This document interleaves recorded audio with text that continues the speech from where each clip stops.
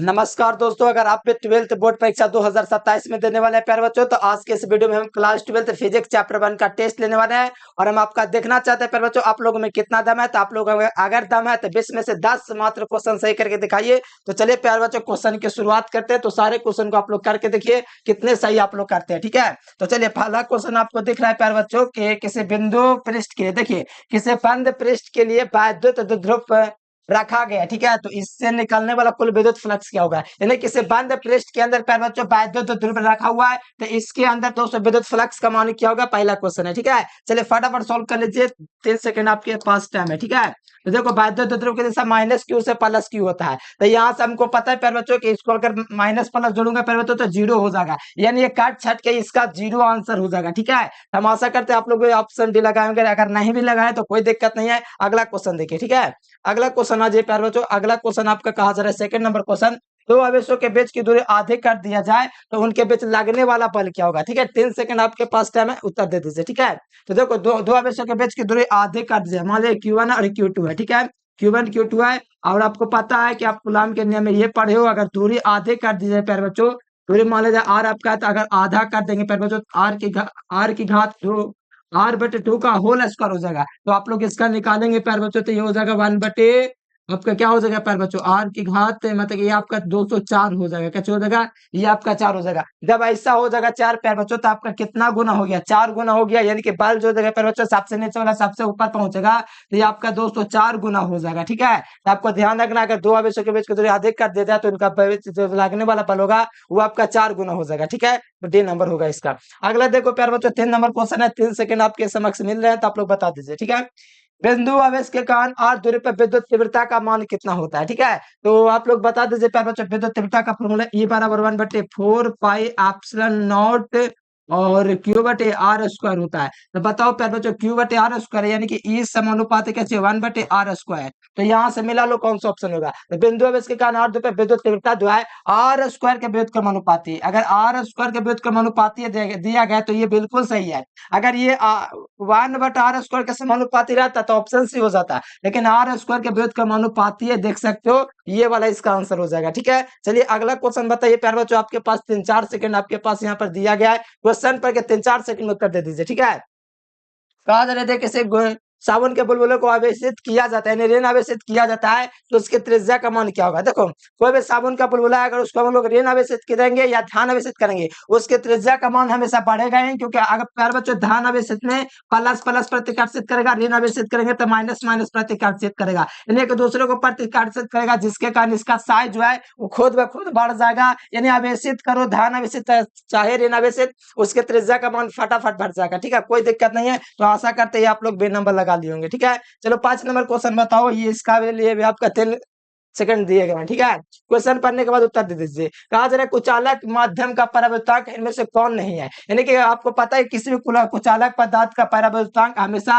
1 से अधिक होता है। क्या चीज होता है, 1 से अधिक होता है। तो बताओ प्यारे बच्चों, नहीं की बात किया जा रहा है तो 3 भी तो हो सकता है आंसर, 6 भी तो हो सकता है, 80 भी हो सकता है, लेकिन कौन नहीं है। तो परावर्तक का मान कुचालक पदार्थ के लिए 1 से अधिक होता है। तो बताओ यहाँ पर 1 से छोटा कैसे आ गया, इसीलिए ये वाला आंसर नहीं मतलब हो सकता है, क्योंकि यहाँ पर नहीं की बात किया जा रहा है, तो नहीं कोई एक ही ऑप्शन होगा, बाकी सब का मान 1 से अधिक है ना, इसीलिए आंसर होगा, लेकिन ये वाला जो है नहीं होगा, मतलब सी आपको चुनना पड़ेगा। ठीक है, चलिए अगला क्वेश्चन है प्यारे बच्चों, अगला क्वेश्चन बताइए, गॉस का नियम किसके लिए सत्य है। तो गॉस का नियम किसके लिए सत्य है, तो आपको पता होना चाहिए प्यारे बच्चों, गॉस का जो नियम है केवल और केवल बंद सतह के लिए लागू होता है। किसके लिए लागू होता है, गॉस का जो नियम है प्यारे बच्चों बंद सतह के लिए लागू होता है। ठीक है, आप लोगों को बस इतना याद रखना, बंद सतह होना चाहिए किसी प्रकार का, उसके लिए गॉस का नियम लागू होता है। ठीक है, चलो आज 7वां नंबर क्वेश्चन आ जाओ प्यारे बच्चों, अभी तक आप लोग बने रहिए, एकदम बताइए कितने क्वेश्चन आप लोग सही कर पाते हैं पहला चैप्टर के टेस्ट में।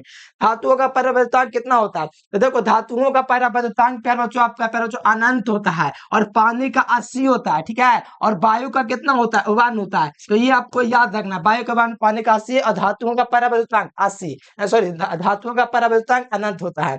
अगला क्वेश्चन है ये प्यारे बच्चों 8 नंबर क्वेश्चन आप लोगों से कहा जा रहा है कि विद्युतशीलता का मात्रा क्या होता है। तो विद्युतशीलता का मात्रा होता है कूलम स्क्वायर बटे न्यूटन मीटर स्क्वायर। क्या होता है, कूलम स्क्वायर बटे न्यूटन मीटर स्क्वायर, ये होता है इसका मात्रा। ठीक है, अब कैसे होता है सारा चीज मैं आप लोग को बता दूं प्यार बच्चों। अगर फार्मूला आप लोग जानते हैं कुलाम करने वाला तो आप लोग आराम से निकाल सकते हैं, लेकिन यहाँ पर मैं आपका टेस्ट ले रहा हूँ। ठीक है, देखो विद्युतशीलता का मात्रक निकालना है तो मात्रा विमा निकालना है, तो मात्रक ये होता है तो इसी से हम लोग निकाल लेते हैं। देखो गुलाम का मतलब आवेश की विमा, आवेश का विमा होता है ए स्क्वायर टी स्क्वायर। ठीक है, अब बल का विमा होता है M L square M L A की घात -3, और मीटर का विमा होता है एल की घात 2। इसको माइनस करोगे तो आपका हो जाएगा एम इनवर्स। ठीक है, एम ऊपर जाएगा तो एम इनवर्स, और एल ऊपर जाएगा 2 गुणा तो आपका प्यारे बच्चों एल की घात यहाँ पर कितना हो जाएगा, ये हो जाएगा। ठीक है, तो ये आप लोग का देख के लग रहा है कि इसमें थोड़ा दिक्कत हो गया। ठीक है, ये वाला नॉन ऑफ दिस हो जाएगा।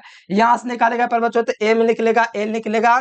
अच्छा ये वाला, अच्छा 2 और ये वाला 1 3 होगा, यानी कि 3 हो जाएगा। हाँ ये वाला से टी की घात माइनस में ऊपर जाएगा प्लस में हो जाएगा, ये आपका स्क्वायर यहाँ पर लगा हुआ है। ठीक है, ये तो इस प्रकार से किस जगह पर बच्चों तो आपका ऑप्शन ए निकलेगा, आराम से निकाल सकते हैं बीमा। ठीक है, अब प्यारे बच्चों बताओ आप लोग कितना क्वेश्चन सही होगा 10 तक, ये 10वां क्वेश्चन है। अगर आपका 5 से अधिक सही है तो समझो गेम में बने हुए। ठीक है, यहाँ पे देखो 1/4 पाई एप्सिलॉन नॉट का मान कितना होता है। ठीक है, तो इसका मात्रक पूछा जा रहा है, तो इसका उल्टा ही होता है, जैसे कूलम स्क्वायर बटे न्यूटन मीटर स्क्वायर जो मात्रक है, किसका मात्रक, एप्सिलॉन नॉट का।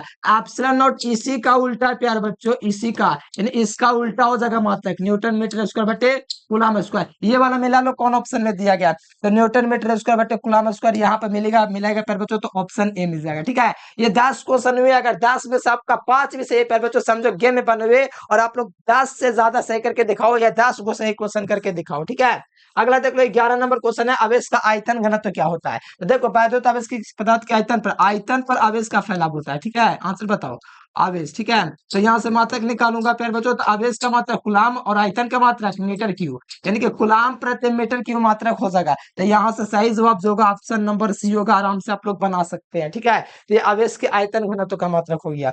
चलिए आपके पास प्यारे बच्चों चांस है 10 क्वेश्चन सही करने का। ठीक है, एक माइक्रो कूलम किसके बराबर है, तो एक माइक्रो कूलम बराबर, सारा चीज पढ़ा चुका हूँ प्यारे बच्चों, आप लोग जानते होंगे 10 की घात माइनस का 6 कूलम होता है। ठीक है, तो ये वाला आंसर हो जाएगा। पिको पूछेगा तो ये वाला होगा, नैनो पूछेगा तो ये वाला होगा, लेकिन हमसे पूछा जा रहा है माइक्रो कूलम, इसीलिए right answer option number A हो जाएगा। ठीक है, चलो अगला क्वेश्चन हो प्यारे बच्चों, अगला क्वेश्चन आप लोग में कितना सही करते हैं, कितना पोटेंशियल है, आज ये देख लीजिए।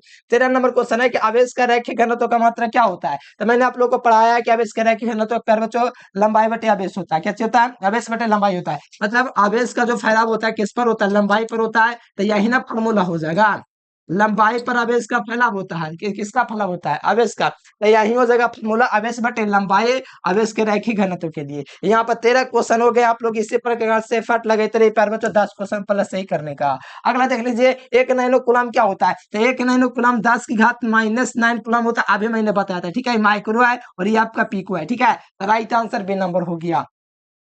अगला देखो प्यारे बच्चों 15 नंबर क्वेश्चन, आप लोग जल्दी से देख के बताओ क्या हो जाएगा आंसर। एक स्थिर आवेश उत्पन्न करता है। ठीक है, जल्दी जल्दी बताओ एक स्थिर आवेश क्या उत्पन्न करता है। तो एक स्थिर आवेश जो है प्यारे बच्चों केवल और केवल विद्युतीय क्षेत्र को उत्पन्न करेगा। अगर ये आपका आंसर है तो बिल्कुल आप सही मारे हैं। ठीक है, एक स्थिर आवेश क्या उत्पन्न करता है, केवल और केवल विद्युतीय क्षेत्र उत्पन्न करता है, इसीलिए बी नंबर होगा। ठीक है, चलिए फाट लगे तेरे प्यारे बच्चों क्या होता है आप लोग के साथ। चलिए ये क्वेश्चन बताइए गतिशील आवेश क्या उत्पन्न करता है।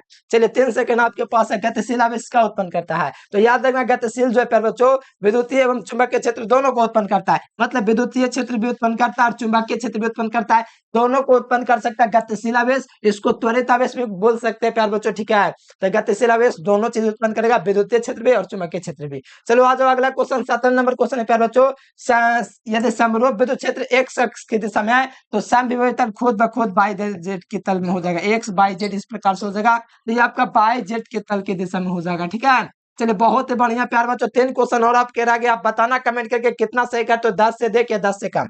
चलिए आ जाओ, वायु में स्थित इकाई धन आवेश से निकालने वाला संपूर्ण विद्युत फ्लक्स क्या होगा, यानी कि वायु में इकाई धन आवेश से निकालने वाला विद्युत फ्लक्स होता है 1/एप्सिलॉन नॉट गुना होता है, इसीलिए इसको शॉर्ट में हम लोग ऐसे भी लिख सकते हैं एप्सिलॉन नॉट इनवर्स।